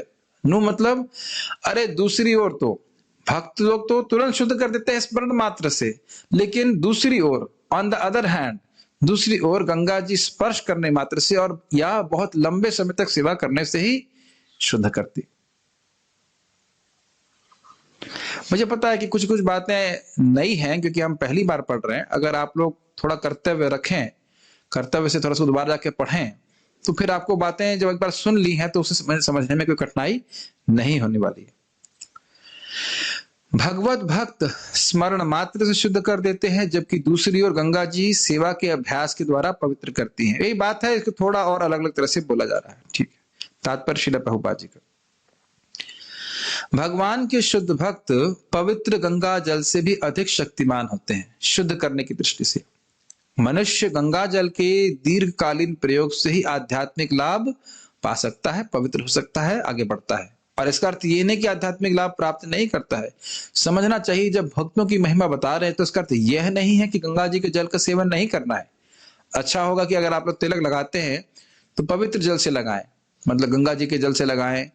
बाथरूम के जल से भी लगा सकते हैं, लेकिन या राधा कुंड का जल प्राप्त हो जाए तो बहुत अच्छा है, या यमुना जी का जल हो जाए तो। एक कहानी सुनना चाहेंगे? एकदम सच्ची घटना है। यमुना जी किसकी बहन है? यमराज जी की। यमराज जी ने यमुना जी को ये एक आशीर्वाद दिया कि तुम्हारे जल का जो कोई भी स्पर्श करेगा उसको मेरे यमदूत स्पर्श नहीं कर सकते। तो स्पर्श से कितना शुद्ध करती हैं, उससे आपको समझ में आ जाएगी भक्त कितना शुद्ध करते हैं। तो यमुना जी गंगा जी एक ही बात है, ज्यादा अंतर तो नहीं है दोनों में, एक ही जल मानिए। तो हमारी एक प्रभुपाद जी की शिष्या है, प्रभुपाद जी की शिष्या का नाम है कुशा माता जी, अभी भी वो जीवित है। तो उनके पिताजी हवाई में रहते थे। आप हवाई में समझ सकते हो कि धर्म तो नहीं करते होंगे, पूरा जीवन केवल पाप किया, भक्त नहीं थे। और उनके शरीर छोड़ने का समय आया तो माता जी उनके पास गई कि सेवा करने के लिए। तो स्वाभाविक रूप से जब वो मरने वाले थे तो उन्हें कौन दिखाई पड़ रहे थे? यमदूत। यस, यमदूत लोग धर्म निरपेक्ष हैं। वो कोई भेदभाव नहीं करते कि कौन व्यक्ति किस धर्म को मानता है। वो सभी के प्रति सम है, सबके सुहृद हैं, तो सबको सही ठीक करना चाहते हैं और धर्म निरपेक्ष है। कौन किस धर्म को मानता नहीं मानते। हो लेने आए तो घबरा गए, अरे वो मुझे लेने आ रहे, बहुत डरने लगे इस प्रकार से। तो माता जी तो बुद्धिमान है, समझ गई, तुरंत यमुना जी का जल उनके ऊपर छिड़क दिया, तुरंत शांत हो गए। अब यमुना जी का स्पर्श हो गया तो यमदूत कैसे स्पर्श कर सकता है उनको। फिर जब उनको होश आया तो उन्हें कहा, what was that magic water, वो जादुई जल क्या था जो तुमने मुझ पर छिड़का। तो क्या उनको समझाया जाए, लेकिन बाद में बड़ी शांति से उन्हें शरीर त्याग दिया। अब दोबारा यमदूत उनको स्पर्श करने के लिए नहीं आया। तो आप समझ सकते हैं कि किस प्रकार से अपने जल के स्पर्श से यमुना जी गंगा जी पवित्र करने वाली हैं। जो कोई भी इस प्रवचन को सुने, आके घर में कोई मर रहा हो या मर सकता कभी भी है, हमेशा गंगा जल रखना चाहिए तो उसको पवित्र कर सके। ठीक है, तो कह रहे हैं कि गंगा जल आध्यात्मिक लाभ प्राप्त कर सकता है, किंतु भगवान के शुद्ध भक्ति की कृपा से मनुष्य तुरंत ही पवित्र हो सकता है। जैसे आप जानते ही हो उस कथा को, मृगारी वाली कथा हम सुनाना जरूर चाहेंगे। उस प्रसंग में मृगारी नाम का एक व्यक्ति था जो हिरण इत्यादि जीवों को मारता था और आधा मार के छोड़ देता था। कितना खराब था, जानते हैं ना उस कथा को। और उसके बाद नारद जी देखते हैं, उसके कहते हैं कि तुम ये सब क्यों कर रहे हो, तुम उनको मारो लेकिन पूरा मार दो ना, आधा क्यों मार रहे हो, जानबूझ करके उनको कष्ट क्यों दे रहे हो। तो कहा ऐसा ही मुझे सिखाया गया है। अब जब तड़फड़ करे, जब ये क्या है अधमरा जीव जब तड़फड़ करे तब तो आनंद मोरे हृदय अंतरे, तब मेरे हृदय में बहुत आनंद आता। आप समझ सकते हैं कितने महान व्यक्ति थे वो, कितना घोर संकल्प वाला व्यक्ति था वो। तो नारद जी से दिखाते हैं, देखो आगे तुम इस पाप कर रहे हो, तुम्हें कितना आगे कष्ट भोगना पड़ेगा। तब वो घबरा जाता है। तो फिर वो कहता है कि क्या चाहिए आपको। नारद जी को कहता है तो कहता है छाल चाहिए या कुछ बुरे की छाल चाहिए। कहते हैं ना हमें कुछ नहीं चाहिए, हमें चाहते हैं तुम इस पाप कर्म को त्याग दो। कहते हैं मैं पाप कर्म को त्यागूंगा तो मैं अपनी जीविका कैसे चलाऊंगा। तो कहते हैं नहीं मैं भेजूंगा, तुम चिंता मत करो। तो उसको विश्वास था नारद जी के इस पे। प्रभुपाद जी ये बात को जगह और भी कहते हैं कि एक शुद्ध भक्त का प्रभाव ऐसा होता है कि लोग उसके प्रभाव को देख करके विश्वास करते हैं कि वो प्रामाणिक बात बोल रहा है। उसका तेज होता है इस प्रकार से। नारद जी ने के तेज के प्रभाव से वह प्रभावित हो गया।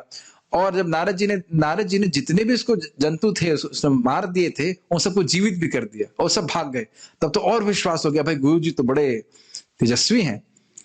तो उसने कहा ठीक है। तो वह सारी संपत्ति को अपना छोड़ करके और अपनी पत्नी के साथ वह कुटिया में रहने लगा और भगवान की भक्ति करने लगा। जहां तक मुझे स्मरण आ रहा है गंगा जी के तट पे या यमुना जी के तट पे रहने लगा, भक्ति करने लगा। और 1 साल के बाद जब नारद जी आते हैं तो गुरु जी को देख के प्रणाम करना चाहिए, तो प्रणाम करने से पहले वो चींटियां हटा रहा था फूंक फूंक करके।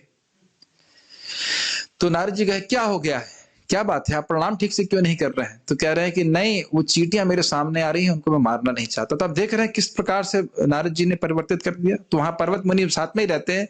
नारद जी के तो कहते हैं आपका ऐसा प्रभाव ही है कि महान से महान, घोर से घोर, एकदम निकृष्ट व्यक्ति को भी आप शुद्ध कर देते हो। एक बात और देखिएगा कि शास्त्र में एक व्यक्ति के उद्धार को भी रखा गया है। कभी कभी हम सोचते हैं कि जब तक हमारी क्लास में 500 लोग नहीं आएंगे तब तक हमारी प्रीचिंग का फायदा नहीं है। लेकिन आप देखिए कई बार शास्त्र में प्राय एक व्यक्ति के जीवन को भी परिवर्तित किया गया है। तो उस शास्त्र में रखा गया है, चैतन्य चरितामृत में रखा गया है। समझ रहे ना मेरी बात। एक व्यक्ति को भी अगर आपने हरि नाम जप करने की प्रेरणा दी है, मदद करी है, तो बहुत बड़ी सेवा है, सबसे बड़ी सेवा है। खैर हम बस खाली ये बता रहे थे कि तुरंत शुद्ध हो जाता है। भगवत गीता में कहा गया है कि चाहे कोई जन्म से शूद्र हो या स्त्री या वैश्य हो, वह भगवान के चरण कमलों की शरण ग्रहण कर सकता है और इस तरह वह भगवत धाम को वापस लौट सकता है। माम ही पार्थ विपाश्रित्य येपि स्युः पापयोनिः स्त्रियो वैश्य तथा शूद्रस्तेपि यान्ति पराम गतिम्। हे पार्थ, जो मेरा आश्रय लेता है, व्यपाश्रय मेरे भक्तों का आश्रय लेता है, तो चाहे स्त्री हो चाहे वैश्य, वैश्यों की बुद्धि हमेशा पैसे में जाती है, धन धन, money money money money money, बस उसी तरह सोचते रहते हैं। वह भी स्त्रियों की प्राय आसक्ति घर में बहुत होती है, बच्चों में, माँ में, पिता में, इसी में बहुत आसक्ति होती है, स्वाभाविक रूप से होती है। स्त्री, वैश्य, शूद्रों की ज्यादा बुद्धि नहीं होती है। तेपि यान्ति पराम गतिम, वह भी भगवान के परम गति, भगवान के धाम की प्राप्ति कर लेते हैं। ये सभी के लिए ओपन है, लेकिन अगर वह भक्तों का आश्रय लेते हैं, अर्थात भक्तों के मार्गदर्शन में भक्ति करते हैं, तो भगवान के चरण कमलों में शरण ग्रहण करने का अर्थ है शुद्ध भक्तों की शरण ग्रहण करना, और इसका अर्थ है कि उनके मार्गदर्शन में भक्ति करना। जो महामंत्र बता रहे हैं वो महामंत्र करना, अपने मन से महामंत्र नहीं बना लेना। जिन शुद्ध भक्तों का एकमात्र कार्य भगवान की सेवा करना है वे प्रभुपाद या विष्णुपाद कहलाते हैं, जो ऐसे भक्तों के भगवान के चरण कमलों के प्रतिनिधि होने का द्योतक है। जब श्रील प्रभुपाद जी के इनके शिष्यों ने प्रभुपाद कहना शुरू किया तो कुछ अन्य लोगों को बहुत ऑब्जेक्शन था इस पर, लेकिन वो समझ नहीं रहे प्रभुपाद का अर्थ क्या है। जो प्रभु मतलब भगवान के चरण कमलों का आश्रय लिए, तो क्या प्रभुपाद जी ने आश्रय नहीं लिया है? हम बोलते ना, नमो विष्णुपाद परमहंस परिव्राजकाचार्य अष्टतर सतिवाइन ग्रेस अभय चरणारविंद भक्ति विधान स्वामी शील प्रभुपाद की जाए। तो क्यों बोल रहे हैं? वो भगवान के चरण कमलों का आश्रय लिए हैं। उनके जीवन में और कुछ नहीं है, केवल निस्वार्थ भाव से कृष्ण की सेवा करना। समझ रहे हैं? तो ये भी भक्तों के प्रति एक प्रकार का द्वेष की भावना है। जो लोग कहते हैं नहीं, यह क्यों, उनको क्यों विष्णुपाद कह रहे हैं, प्रभुपाद क्यों कह रहे हैं? तो ये समझ में आ रहा होगा कि क्या ये द्योतक है, मतलब क्या सूचित कर रहा है कि भगवान के आश्रय लिए हैं। अतः जो भी व्यक्ति शुद्ध भक्त को अपना गुरु मानकर उनके चरण कमलों की शरण ग्रहण करता है वह तुरंत शुद्ध हो जाता है। तुरंत शुद्ध हो जाता है मतलब उसी दिन से सारे पाप ताप समाप्त, अब वह भगवान की भक्ति में आगे अग्रसर हो जाता है। हम देख सकते हैं भक्तों के संग में हम कब आ गए, कैसे परिवर्तन आ रहा है, आता ही जा रहा है। इसको हम मतलब एक्सप्लेन नहीं कर सकते। कैसे मति भगवान की तरफ उन्मुख होती जा रही है भक्तों के संपर्क के द्वारा, ये तो बहुत प्रत्यक्ष देखा जा सकता है। बस और क्या कह सकते हैं, हो क्या रहा है समझ नहीं आ रहा, प्रत्यक्ष देखा जा रहा है। भगवान के ऐसे भक्त भगवान के समान ही आदरणीय हैं, क्योंकि वे भगवान की गुहितम सेवा में लगे रहते हैं और वे उन पतित आत्माओं को इस भव सागर से उद्धार कराते हैं जिन्हें भगवान अपने धाम में वापस बुलाना चाहते हैं। क्या गुहितम सेवा है? सर्वसे गुहितम सेवा क्या है भगवान की? भगवान की कीर्ति का प्रचार करना। सबसे अच्छी बात यह है कि अब भजनानंदी हु प्रीचेस स्वयं भक्ति करे, भक्ति में खुश हो, भक्ति करके प्रसन्न है, भक्ति करके उसे साक्षात्कार प्राप्त है और फिर वह उस भक्ति का प्रचार दूसरों को करे। दोनों चीज, अपनी आचार्य करे जीवन सिखाए, अपने आचरण से वो दूसरों को सिखाए, खुद भक्ति करे और दूसरों को भक्ति करना सिखाए। ये भगवान की सर्वश्रेष्ठ सेवा है। अगर हम स्वयं भक्ति नहीं करेंगे तो दूसरों को भक्ति कैसे सिखा पाएंगे बताइए? ऐसा तो संभव नहीं है। तो हम लोग तो देखिए इतने उच्च भक्त नहीं है, हम तो खाली इस गुहितम सेवा को करने का प्रयास करके शुद्ध होना चाहते हैं। ये बात सीधी सीधी है, समझ रहे हैं? जो पूर्ववर्ती आचार्य ने बोला है उसको सामने रख रहे हैं ताकि उनकी वाणी सुन करके व्यक्ति शुद्ध हो जाए। भाई जैसे टेप रिकॉर्डर भी सुनते हैं तो हम लोग सुन लेते हैं, महाराज जी सुना, तो महाराज जी सुने थे, आप तो टेप रिकॉर्डर से सुन लेते। तो ये मानिए कि हम लोग टेप रिकॉर्डर मात्र हैं, बस जो समझ में आ रहा है पूर्ववर्ती आचार्यों की बात उसको सामने प्रस्तुत कर देना। उनकी बात सुन करके, परंपरा का ज्ञान सुन करके जीव का उद्धार होगा और उस प्रोसेस में हमारा भी उद्धार हो जाएगा। अच्छा आइडिया है कि नहीं? ऐसा नहीं कि हम प्रीचिंग कर रहे हैं तो केवल दूसरों का उद्धार होगा और हम रह जाएंगे। नहीं, हमारा उद्धार भी होगा और सामने वाले का भी उद्धार हो जाएगा। शुद्ध शास्त्रों के अनुसार ऐसे शुद्ध भक्तों को, एक मिनट में और समझा नहीं पाया, क्या लोग इस जगत में जानते हैं कि भगवान का धाम है? श्रीनाथ जी प्रभु बहुत कम जानते हैं। और जो कम लोग जानते हैं वो क्यों जानते हैं? क्योंकि भक्तों से सुने हैं। अगर भक्तों से नहीं सुने हैं तो क्या कोई संभावना है कि वो जरा सा भी जानेंगे कि भगवान का धाम होता है? मैं इतना रुक के की बात क्यों बोल रहा हूं? अगर भक्त, अच्छा सुनेंगे कब वो? जब भक्त बोलेंगे। अगर नहीं बोलेंगे तो नहीं सुनेंगे। बात बहुत सिंपल है ना, लेकिन बात बड़ी गंभीर में कहना चाहता हूं।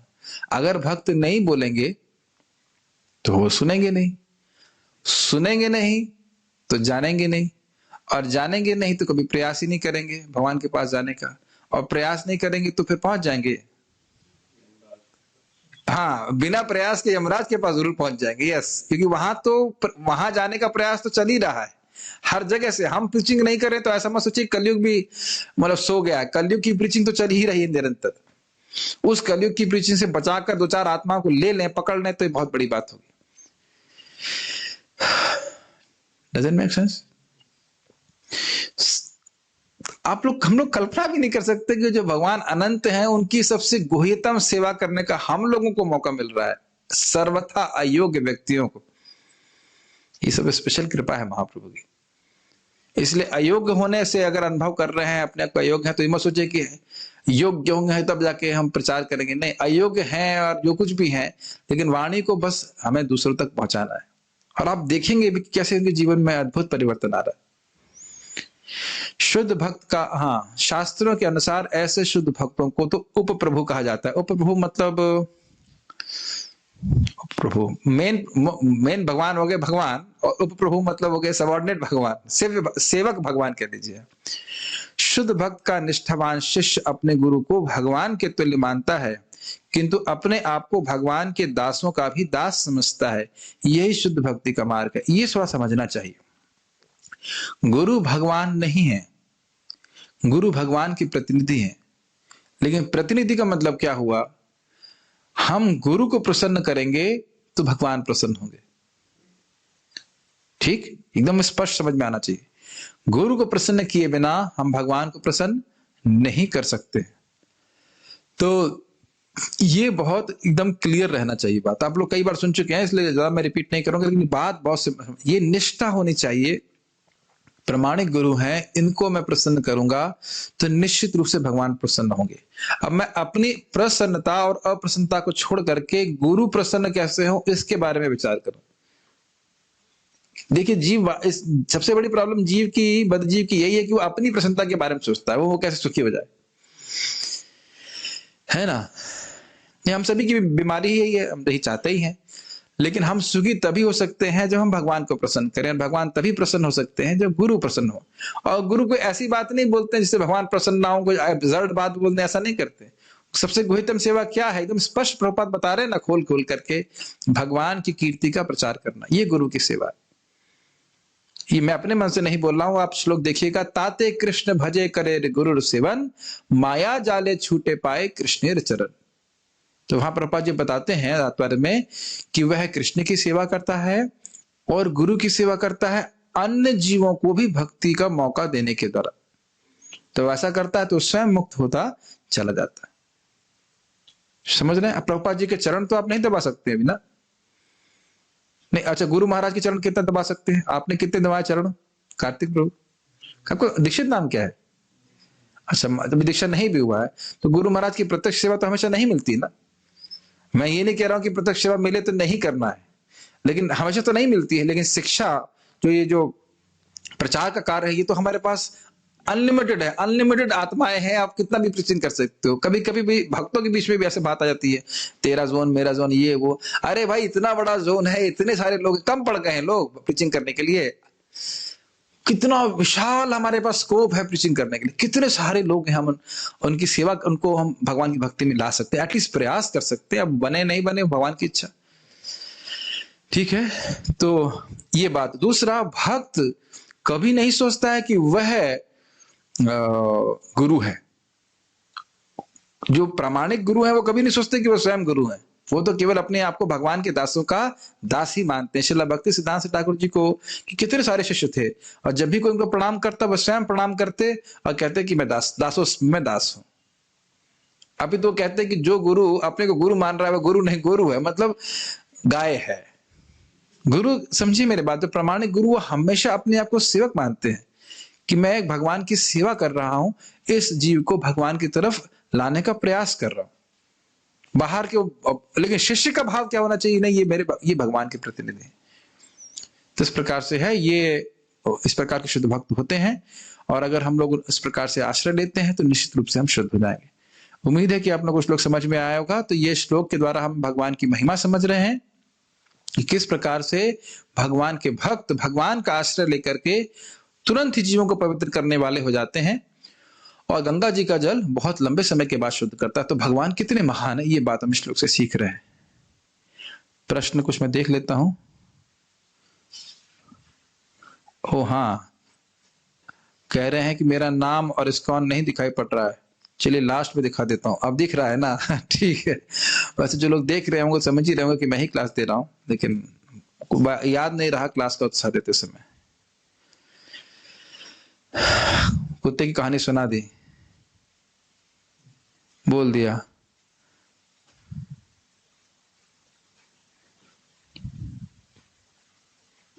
यदि ब्रह्मचारी नहीं हैं और गृहस्थ हैं तो हमेशा दूसरों के ऊपर आश्रित रहते हैं धन के लिए और भोजन के लिए, तो कैसे हम कृष्ण पे आश्रित हों? ये एक बहुत अच्छा प्रश्न है।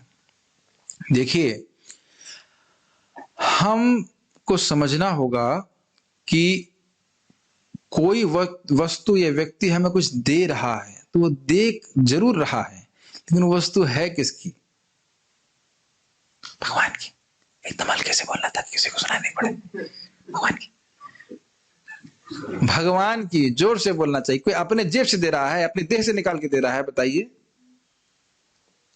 बताइए। कोई हमारे शशिकांत प्रभु यहाँ पे हैं, शशिकांत प्रभु, वो आपने जो अभी जाड़े में आपने 100 के नोट की जो खेती करी थी, कैसी निकल रही वो? प्रभु जी हंस रहे हैं। 100 रुपए के नोट की खेती नहीं होती है। अच्छा, मान लो खेती कर भी दें और फसल कट भी जाए तो उसके पकौड़े नहीं बना सकते आप। पैसे से पकौड़े नहीं बनते हैं। एक एक अन्न, आज तक कोई भी साइंटिस्ट एक अन्न का दाना नहीं बनाया पाया। शशिकांत प्रभु गलत तो नहीं बोल रहा हूं, रोहित एग्रीकल्चर इंजीनियर है। एक दाना नहीं बना पाया आज तक कोई। प्लास्टिक का चावल बना सकता है, असली चावल नहीं बना सकता है ना? वो सर्फ से दूध बना सकता है, असली दूध बना सकता है कि नहीं? तो आप बताइए, हर चीज पे हम भगवान पे आश्रित हुए कि नहीं हुए? अमरनाथ प्रभु, क्या लगता है? ये तो अस्वीकार करने वाली बात है, बस और कोई बात नहीं। प्रश्न बहुत अच्छा है। हर चीज पे। और हवा कौन बनाया? हवा खराब जरूर करते हैं दुनिया वाले, लेकिन हवा अच्छी बनाने वाला जो है वो सब फ्री दे रहा है। सूर्य कौन बना रहा है, जरा बताइए? तो सूर्य है, जल है, हवा है, इस सब पे हम पूरी तरह भगवान पे आश्रित हैं, चाहे गृहस्थ हो चाहे ब्रह्मचारी हो। इसको स्वीकार करना चाहिए। भले ही आदमी को नौकरी करना पड़ता है, कुछ करना पड़ता है, तो ब्रह्मचारी हो चाहे सन्यासी हो, भगवान पे आश्रित है। ठीक है ना? आई एम इस्कॉन, पता नहीं क्या कहना चाहते हैं।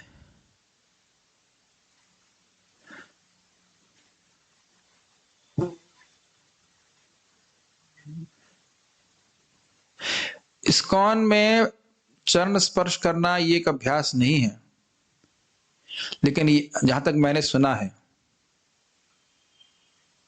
तो हम भक्तों का स्पर्श व्यवहारिक रूप से कैसे कर सकते हैं? आप प्रसादम में बगल बगल बैठ सकते हैं, इसका प्रभाव होता है।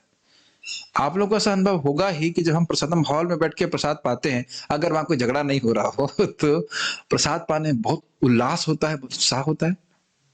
आपने महसूस किया है इसको? सारे भक्त बैठ के प्रसाद पाते हैं, मैं तो बहुत मुझे प्रसन्नता होती है। सब भक्त लोग बैठ के प्रसाद पा रहे होते हैं। अकेले प्रसादम पाने में उतना आनंद नहीं आता जितना भक्तों के संग बैठ करके प्रसाद पाने में आता है। और कदाचित आपके भक्त हो, मित्र हो, कृष्ण कथा कर रहे हो साथ में, तो और आनंद आता है। तो इसलिए साथ में बैठ सकते हैं, उनका स्पर्श हो सकता है। कीर्तन में हम, जैसे महाप्रभु के कीर्तन में लोग दूसरे को धक्का मार रहे हैं धक्का नहीं मार रहे हैं, वो गिर जाते हैं एक दूसरे ऊपर। महाप्रभु गिर रहे हैं, कभी अद्वैताचार्य जी गिर रहे हैं, तो भी स्पर्श प्राप्त होता है। एक और बहुत अच्छी बात बोली, बहुत सुंदर लीला चैतन्य चरितामृत की है कि महाप्रभु नृत्य कर रहे थे जगन्नाथ जी के रथ यात्रा के सामने, तो शिव और उनके सभी लोग उनके किनारे घेरा बनाए हुए थे। तो हरिचंदन जो है, ये महाराज प्रताप रुद्र वहां के राजा थे पुरी के, उनके असिस्टेंट है। तो बार बार श्रीवास ठाकुर जी नृत्य कर रहे हैं महाप्रभु के साथ साथ, और वह प्रताप रुद्र राजा के सामने आ जाते थे, जिसकी वजह से प्रताप रुद्र महाप्रभु को देख नहीं पाते थे। तो हरिचंदन जी थोड़ा प्रयास कर रहे थे कि उनको प्रेम से थोड़ा हटाने के लिए। उन्हें गुस्सा आया, 2-3 बार वो बोले थोड़ा किनारे हट जाओ, किनारे हट जाओ। तो श्रीवास ठाकुर जी नहीं हट रहे थे, तो एकदम आनंद में थे। उन्हें गुस्सा आया, जोर से झापड़ मारा हरिचंद को। हरिचंदन जी को झापड़ मार दिया तो उन्हें भी गुस्सा आ गया। तो वहां प्रताप रुद्र कह रहे, रे रुको रुको, तुम्हारा बहुत बड़ा भाग्य है कि तुम्हें इनका स्पर्श प्राप्त हुआ है इस प्रकार से। तो भक्तों का, अगर शुद्ध भक्त का इस प्रकार से स्पर्श भी प्राप्त हो जाए तो व्यक्ति शुद्ध हो जाता है। ये चैतन्य चरितामृत ना सुनते हैं, लेकिन मुझे लगता नहीं कि इस प्रकार का स्पर्श हम प्राप्त करना चाहते हैं। ठीक है। एक और इसी में लीला आ रही, चैतन्य चरितामृत बहुत सुंदर है। वही शिवानंद सेन जी, नित्यानंद प्रभु उनके साथ में रहते थे, और नित्यानंद प्रभु, बहुत अद्भुत बात है। तो उस दिन फिर वह कर में फंस गए, कर देने में, और नित्यानंद प्रभु के रहने खाने की व्यवस्था नहीं हो पाई। तो जब लौट के आए तो उनकी छाती पे लात मारे नित्यानंद प्रभु। वो सबसे बड़े मैनेजर थे, नित्यानंद प्रभु अद्भुत है, मतलब उनका क्या लीला है कुछ समझ में नहीं आता। छाती पे लात मारे और कहे ये शिवानंद सेन ने मुझे भूखा रखा है, इसके सारे लड़के मर जाए, इतना गुस्सा हुआ है। तो नित्यानंद प्रभु एकदम मतलब इतने सहिष्णु है, ऐसे यहाँ पे इतना गुस्सा हुआ है, कुछ समझ में नहीं आता, सारे 4 लड़के चारों मर जाए इसके। अब उनकी जो पत्नी थी शिवानंद सेन की, वो रोने लगी, अरे नित्यानंद तो दूत हैं, महान भक्त हैं, बोल दिया हमारे लड़के मर जाएंगे। तो कहते हैं अरे पगली, हमने, शिवानंद सेन कहते हैं, हमने नित्यानंद प्रभु को गुस्सा मतलब भूखा रखा, इससे अच्छा है कि हमारा, इस अपराध के लिए अच्छा है कि हमारे लड़के मर जाए, मरा वरा कोई नहीं, लेकिन इस प्रकार से। लेकिन फिर नित्यानंद प्रभु के चरण कमलों का वो आघात प्राप्त करके वो आनंद में पागल हो गए, नाचने लगे। आप पढ़ी चैतन्य चरितामृत, वहां क्या नित्यानंद प्रभु ने दिखाया कि तुम मेरे दास।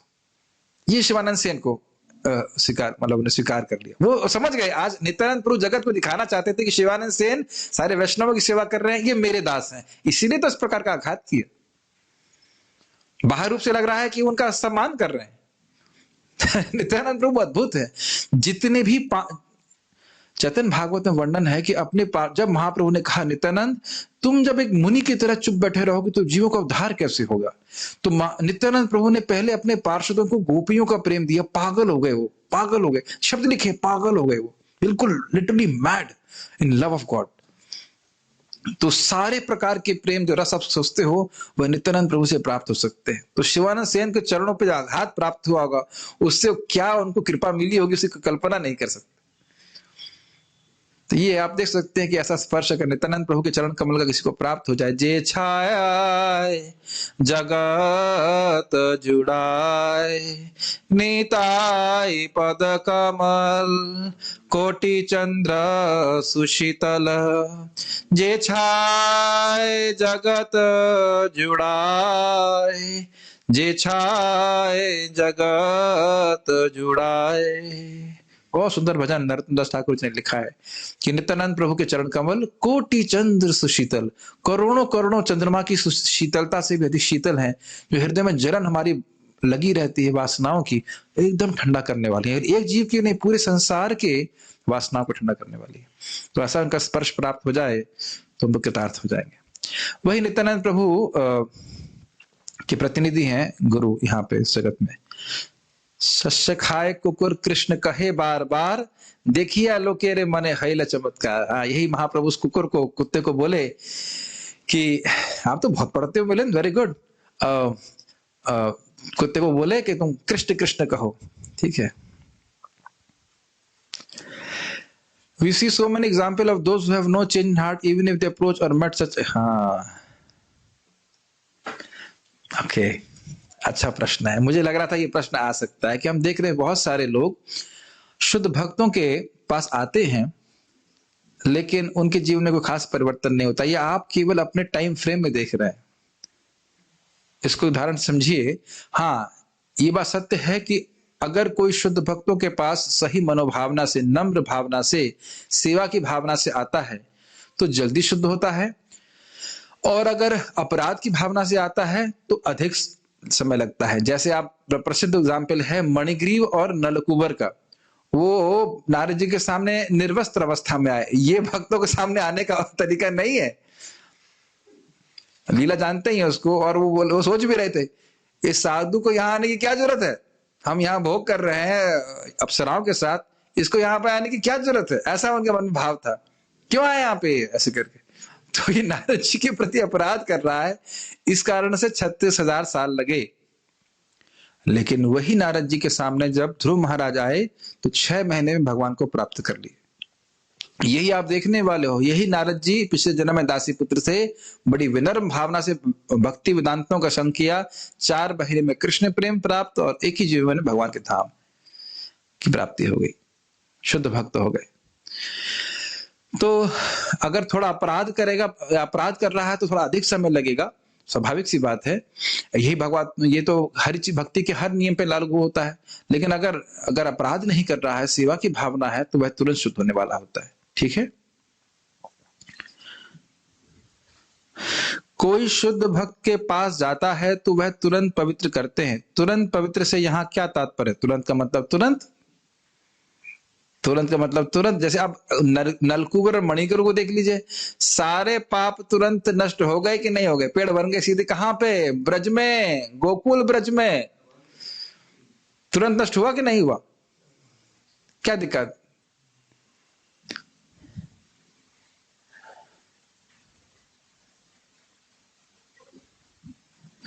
अगर हम लोग अयोग्य हैं तो हम प्रचार कैसे कर सकते हैं?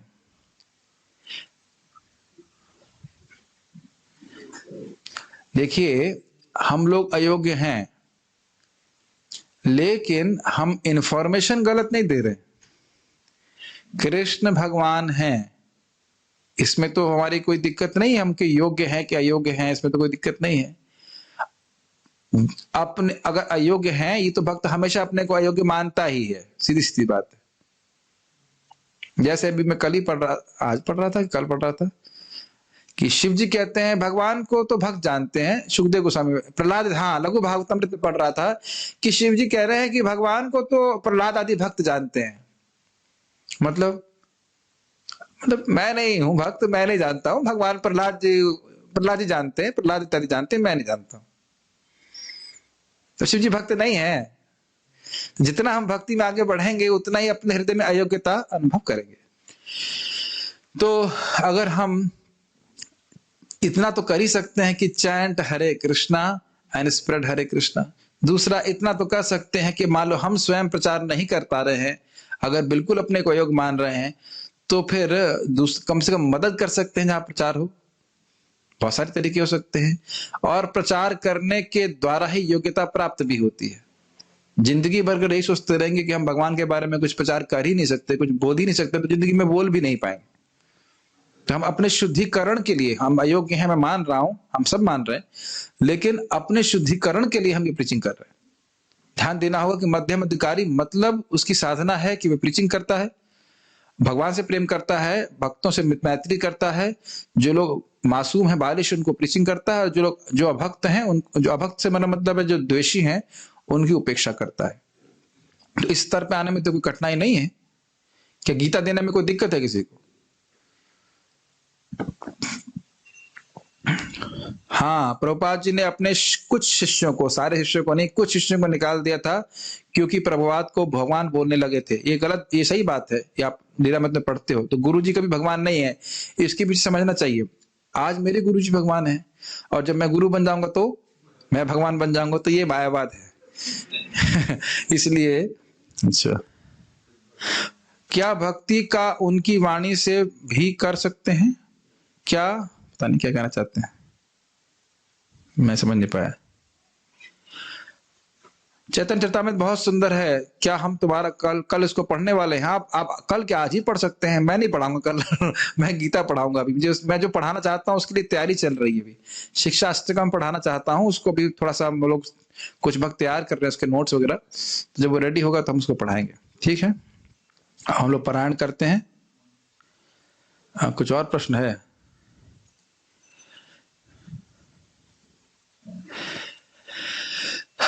हमें ये भी बोला जाता है कि जो लोग बालिश हैं उनको प्रीचिंग करना चाहिए, जो मासूम हैं उनको प्रीचिंग करना चाहिए, और जो लोग द्वेषी हैं उनको प्रीचिंग नहीं करना चाहिए। तो कैसे मालूम चलेगा? जब आप प्रचार करेंगे तो जो लोग द्वेषी हैं वो सुनना नहीं चाहेंगे, तो उनको प्रीचिंग मत कीजिए, वो अपने आप ही छोड़ देंगे। इसमें कौन सी आश्चर्य मुश्किल बात है? कोई मुश्किल बात नहीं है। ठीक है, यहाँ रुकते हैं। भक्तों की सेवा क्या उनकी वाणी से कर सकते हैं? भक्तों की सेवा उनकी वाणी से कर सकते हैं, उसका अर्थ हमें समझ में नहीं आया। वाणी सेवा की बात कर रहे हैं तो ठीक है, वाणी सेवा का मतलब होता है वो जो कह रहे हैं उसको करना चाहिए। ठीक है, वो सब बहुत इंपॉर्टेंट सेवा है।